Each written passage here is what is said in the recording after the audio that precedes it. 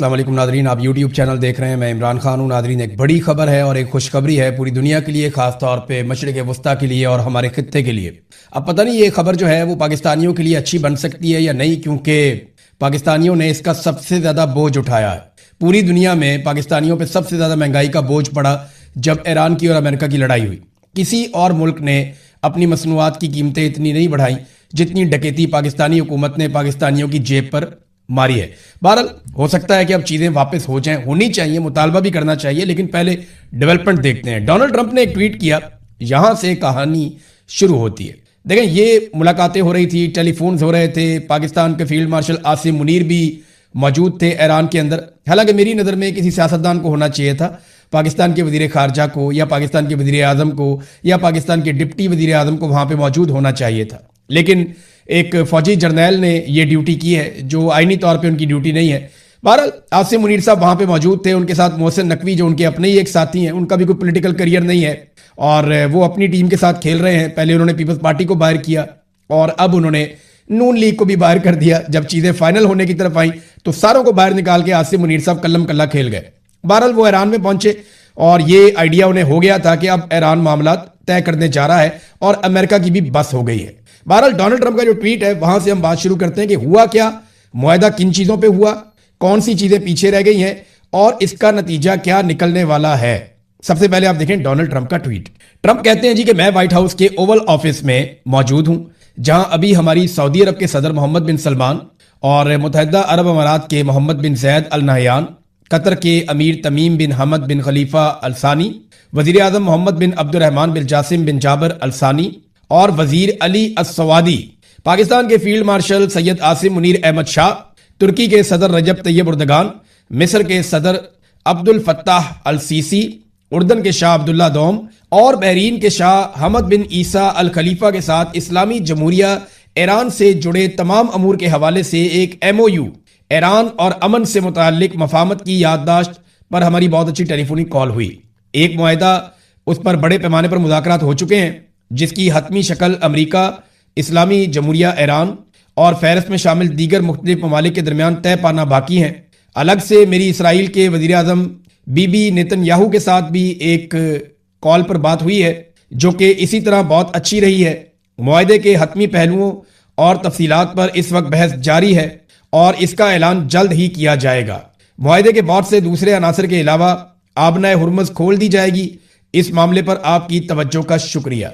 ये Donald Trump ने tweet किया, जिसके बाद उम्मीद बनी कि अब तजारती रस्ते खुल जाएंगे, आबनाए हुर्मुज़ भी खुल जाएगी और जंग का कोई खतरा फिलहाल नहीं है। ये डोनाल्ड ट्रंप के ट्वीट ने दुनिया को बड़ी उम्मीद दी और सारे अरब ममालिक ने, ईरान ने, पाकिस्तान ने, तुर्की ने, मिस्र ने, इन सब ने मिलकर कोशिश की कि किसी तरह से जंगबंदी मुस्तकिल हो जाए।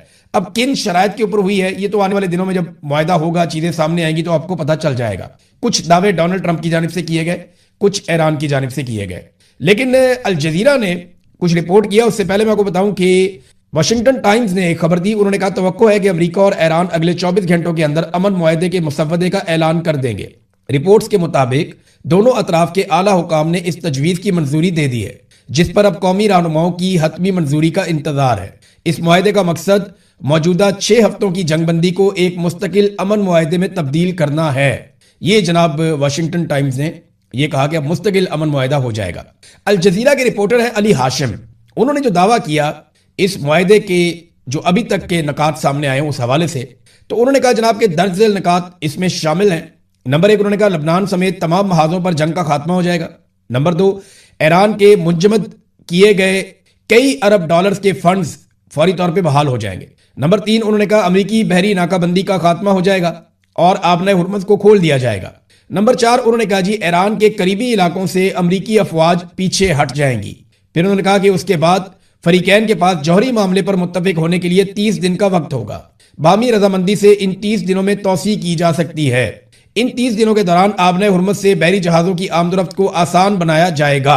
ईरान के मुताबिक आबनाए हुर्मुज़ का इंतजाम ईरान और ओमान का बाहमी मामला होगा और इस सिलसिले में मस्कत के साथ मुज़ाकरात जारी हैं। मस्कत ओमान का दारुल हुकूमत है। तो नाज़रीन, अमेरिका ने इसमें हासिल क्या किया? अगर ये मुआहदा है तो फिर तो ईरान जीत गया। अमेरिका ने तो कुछ भी हासिल नहीं किया। रजीम चेंज नहीं हो पाया, ईरान के टुकड़े करने थे नहीं हो पाया, ईरान की सलाहियतें खत्म करनी थी नहीं हो पाया, एटमी मामला के ऊपर मुज़ाकरात करने थे तो वो तो पहले भी हो रहे थे। जंग से पहले मुज़ाकरात ही तो चल रहे थे जिनमें से उठ के अमेरिका ने जंग कर दी। अगर उन्हीं मुज़ाकरात की मेज के ऊपर दोबारा बैठना है अमेरिका ने, तो इतनी लड़ाई करने का फायदा क्या हुआ?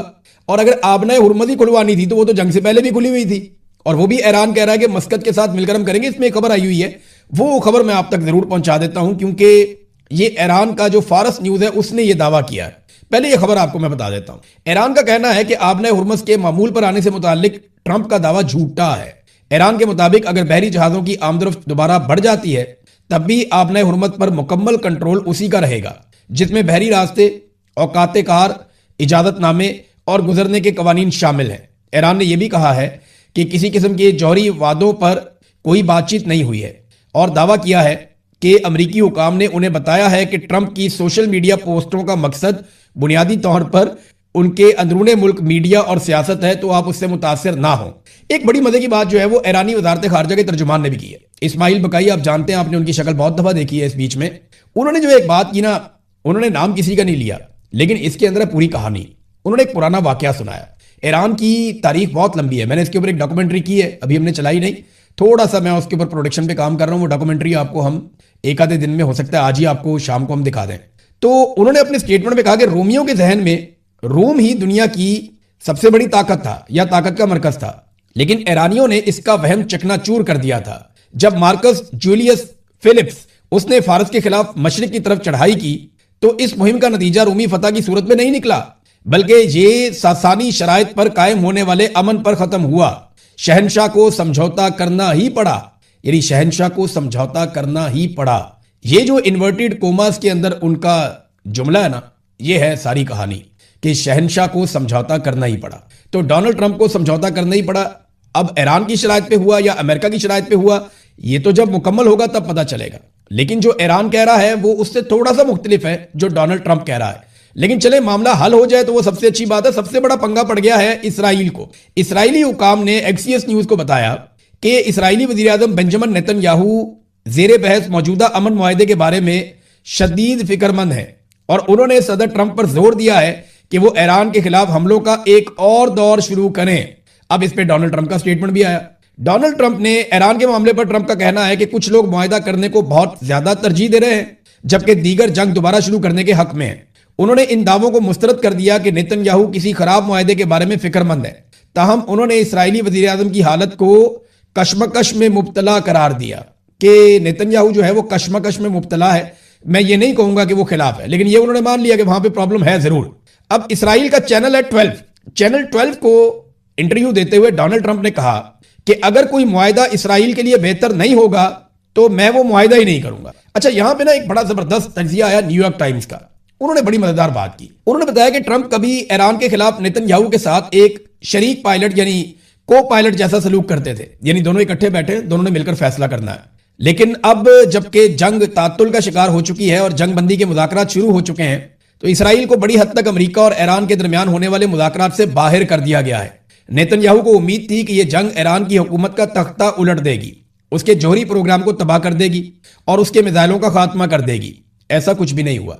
देखिए, मैंने आपको बताया था कि यही वो 3 बड़ी चीजें थी जिसके लिए ये जंग शुरू की गई थी। नंबर 1, ईरान की हुकूमत का तख्ता उलटकर अपने लोगों को वहां ले जाकर उनको इक्तदार में बैठा देना। नंबर 2, ईरान का जौहरी प्रोग्राम हमेशा के लिए खत्म कर देना। नंबर 3, ईरान के मिसाइलों का मुकम्मल खात्मा कर देना और ईरान को इतना कमजोर कर देना कि आइंदा वो कभी भी हमास को या हौसी जो वहां पे लड़ाई लड़ते हैं उनको या किसी भी ग्रुप को, कभी भी वो हिजबुल्लाह को वो सपोर्ट ना कर सके ईरान। तो ये जनाब एक टारगेट थे। टारगेट तो पूरे हुए नहीं। अब इसके बरक्स ट्रंप ने तनाज़े को खत्म करने की तरफ रुख मोड़ दिया है, जिससे इसराइल पसे मंजर में चला गया है और किसी भी हतमी मुआहदे पर उसका असर रसूख बहुत महदूद हो गया, यानी इसराइल को मुंह नहीं लगा रहा। इसराइली हुकाम अब यह जानने के लिए कि वाशिंगटन और तेहरान के दरमियान क्या बातचीत चल रही है, इलाकाई राब्तों और इंटेलिजेंस मालूमात जमा करने पर इन्हिसार कर रहे हैं। नेतन्याहू के लिए इसके असरात स्ट्रेटेजिक होने के साथ साथ सियासी भी है, क्योंकि उसका तो सारा कुछ ही दांव पे लगा हुआ था। डोनाल्ड ट्रंप को तो समझ आ गई कि मैं जितना इस लड़ाई को लिंगर ऑन करूंगा, ईरान ने हार तो माननी नहीं। इस जंग को हम जीत नहीं सकते। अपने मुल्क से इतनी दूर हम पहुंचे हुए हैं, वहां पे हमारे फौजियों की लाशें मजीद आएंगी। ईरानियों को आप जितना मर्जी मारे, वो हार तो मानते नहीं है, उनका एक रिकॉर्ड है। लिहाजा डोनाल्ड ट्रंप को समझ आ गई जितना टाइम गुजारूंगा उतना गंदा हो जाऊंगा। यहां से निकलते हैं कहीं और से कमी पूरी करने की कोशिश करते हैं। लेकिन नेतन्याहू ने तो यही रहना ना, उसका तो सारा कुछ दांव पे लगा हुआ था। अब उसकी चीखें निकल रही हैं, उनके लिए प्रॉब्लम बहुत बढ़ गई है। नेतन्याहू के लिए इसके असरात स्ट्रेटेजिक होने के साथ साथ सियासी भी हैं। ये न्यूयॉर्क टाइम लिख रहा है। उन्होंने अपना इमेज इस बुनियाद पर बनाया था कि ट्रंप पर उनका बेमिसाल असर रसूख है, लेकिन अब ऐसा लगता है कि इसराइल फौजी कार्रवाइयों के लिए भी अमेरिकी मंजूरी का मोहताज हो चुका है। अच्छा, इस बीच में ना नाज़रीन एक और बड़ी मजेदार चीज हुई, बड़ी इंटरेस्टिंग चीज है। डोनाल्ड ट्रंप ने एक पोस्ट कर दी जज्बाती होकर, और फिर थोड़ी देर के बाद वो पोस्ट डिलीट कर दी। मुझे ऐसा लगता है कि जिसका नाम लेकर उन्होंने ये पोस्ट की थी, उन्होंने ही राब्ता करके कहा कि जनाब मैंने तो ऐसी कोई बात नहीं की, लिहाजा डिलीट करो। तो डोनाल्ड ट्रंप को अपनी पोस्ट डिलीट करनी पड़ी। ट्रंप ने पोस्ट क्या किया था जरा ये देखें। पोस्ट किया, शुक्रिया सदर उर्दगान, यानी तुर्की के सदर तैयब उर्दगान को उन्होंने शुक्रिया अदा किया। और इसके बाद कौमों के अंदर लिखा कि सदर ट्रंप वो रहनुमा है जिसका दुनिया सदियों से इंतजार कर रही थी। वो सिर्फ ताकत की बातें नहीं करते बल्कि वो खुद ताकत का पैकर है। यानी ये बातें उन्होंने तैयब उर्दगान के खाते में डाल के वो ट्वीट कर दिया। वैसे मेरे ख्याल में उनको ये बातें आसिम मुनीर साहब के या शहबाज शरीफ के खाते में डालनी चाहिए थी। ये कभी भी मना ना करते या कभी भी प्रोटेस्ट ना करते, बल्कि वो कहते कि इससे बढ़ के हम लिख देते हैं। बल्कि अगर डोनाल्ड ट्रंप इस तरह की कोई पोस्ट कर देते तो शहबाज शरीफ उसे रीपोस्ट करके उसके ऊपर मजीद जमीन आसमान के कलाबे मिला देते, या आसिम मुनीर साहब का जो ट्विटर अकाउंट नहीं है वो इन्हीं से करवा देते या कहीं और से करवा देते। लेकिन अगर इनका नाम वो लेते तो ये कभी भी मना ना करते। लेकिन वो तैयब उर्दगान है, उसके मूड का कोई पता नहीं होता। तो तैयब उर्दगान भी इसी तरह है। वहां पे तुर्की में अच्छी खासी उनकी जो है वो सूरत हाल, उनका काफी कंट्रोल है। और तैयब उर्दगान को अगर आप तुर्की के अंदर सही तरीके से स्टडी करें तो ये वो वाले तैयब उर्दगान नहीं है जो 2014, 15, 16 में थे। आज तैयब उर्दगान का जो कंट्रोल है वो बहुत सख्त कंट्रोल है, और उन्होंने जमहूरियत पे या अपोजिशन पे बड़ी सख्त पाबंदियां भी वहां पे कुछ लोगों पे लगाई हुई हैं। और वहां पे भी इस तरह के प्रॉब्लम्स हैं जिस तरह के पाकिस्तान या इंडिया जैसे ममालिक के अंदर रिपोर्ट होते रहते हैं। तो आइडियल सिचुएशन तो वहां भी नहीं है। बहरहाल फिर भी तैयब उर्दगान के मूड का कोई पता नहीं होता। डोनाल्ड ट्रंप को यह ट्वीट डिलीट करनी पड़ी। मुझे ऐसा लगता है कि यह ट्वीट इसलिए डिलीट करनी पड़ी कि डोनाल्ड ट्रंप ने गलती से तैयब उर्दगान का नाम लेकर कर तो दी, लेकिन फिर उन्होंने डिलीट करवा दी। नाज़रीन, अब डोनाल्ड ट्रंप के ऊपर अमेरिका के अंदर बहुत तनकीद हो रही है और होगी और बढ़ेगी भी। इसकी वजूहात एक तो यह कि डोनाल्ड ट्रंप ने अमेरिका के ज्यादातर मीडिया को अपना दुश्मन बनाया हुआ है। फिर डोनाल्ड ट्रंप इंतहाई गैर मकबूल है। फिर मरे हुए को तो और मारते हैं लोग, जो बहुत बदनाम हो जाए, जिसकी पॉलिसीज से लोग नाराज हो जाएं, फिर उसका तो इंतजार करते हैं कोई गलती करे।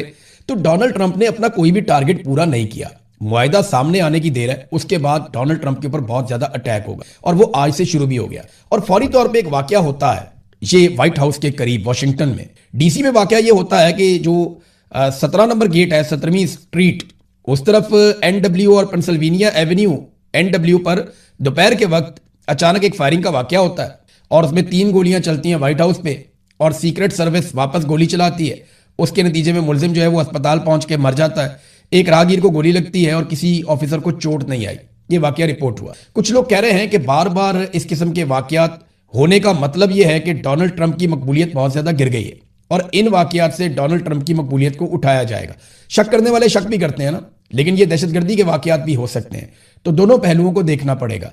इससे पहले जो एक वाकया हुआ फायरिंग का, जिसमें डोनाल्ड ट्रंप को उठाया गया स्टेज से और हटा दिया गया, उस वाकये के बाद जो दोबारा सर्वे आया तो मेरा फोकस इस बात पे था कि ट्रंप की सूरत बेहतर होती है या नहीं होती, तो उससे तो सूरत बेहतर नहीं हुई थी। तो आज लोगों की थोड़ी सी तवज्जो बटी, लेकिन जो बड़ा टॉपिक है अमेरिका में, जो सबसे बड़ी बात है जो डिस्कस हो रही है कि इस मुआहदे के नतीजे में अमेरिका ने क्या हासिल किया, और इतनी लंबी जंग में जिसमें अरबों डॉलर झोंक दिए अमेरिका ने, इसके बदले में अमेरिका को क्या मिला।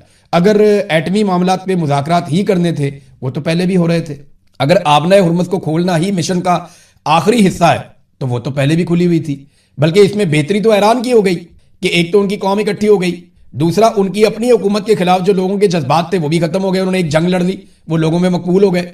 और तीसरा, ईरान के मुंजमद असासे जो हैं वो भी अब खुल जाएंगे। और चौथा, ईरान को उम्मीद हो गई कि पाबंदियां खत्म होने के बाद वो अपनी मईशत को खड़ा कर लेंगे। तो इसमें तो ईरान फाते हो गया इस वक्त तक की सूरत हाल में।